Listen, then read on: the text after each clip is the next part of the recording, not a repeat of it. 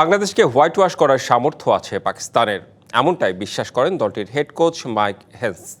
যদিও এই কন্ডিশনে বাংলাদেশকে সমীহ করছেন। সবশেষ বাংলাদেশ সফরে উইকেট নিয়ে তীব্র সমালোচনা করা হেন্স এবার বেশ সন্তুষ্ট মিরপুরের উইকেট দেখে।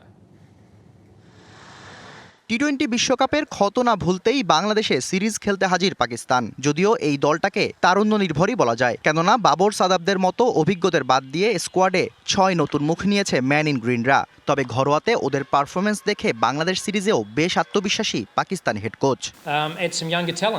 এটা দারুণ একটি দল। আমাদের বেশ কিছু নতুন মুখ আছে যারা শাহিনসে নিজেদের প্রমাণ করেছে এবং জাতীয় দলে সুযোগ পাওয়ার যোগ্যতা অর্জন করেছে। তাদের অন্তর্ভুক্ত করতে পেরে আমরাও আনন্দিত। ঘরের মাঠে বাংলাদেশ যে বেশ শক্তিশালী সেটা প্রতিপক্ষও জানে। হেসনও তাই এই কন্ডিশনে সমীহ করছেন লিটনদের। তবুও নিজেদের সামর্থ্যে বিশ্বাস রেখে হুঙ্কারি দিয়ে রাখলেন বাংলাদেশকে। অবশ্যই আমরা বাংলাদেশকে 3-0-তে হারাতে পারি, কিন্তু এই কন্ডিশনে তাদের আমরা সম্মান করি। বাংলাদেশ সাম্প্রতিক সময়ে অনেক বেশি ওয়ানডে ম্যাচ খেলেছে, তাই আমাদের এই ফরম্যাটের সাথে দ্রুত মানিয়ে নেওয়া জরুরি।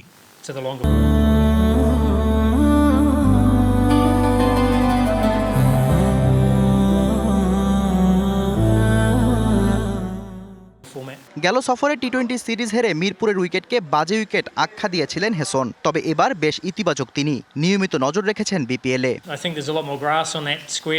আগের চেয়ে অনেক ভালো উইকেট এবং ঘাসও দেখা যাচ্ছে। দুর্ভাগ্যবশত আগে যা ভালো ছিল না। তবে আমরা এবার বিপিএলও দেখেছি পিচগুলো ভালো আচরণ করেছে। ব্যাট বলের মধ্যে সত্যিকার লড়াই হওয়ার সম্ভাবনা আছে। এই সিরিজ সামনে রেখে সোমবার অনুশীলন শুরু করে পাকিস্তান। 11ই মার্চ প্রথম ওয়ানডেতে মাঠে নামবে দুদল। Shahriar Hossain, DBC news, Dhaka.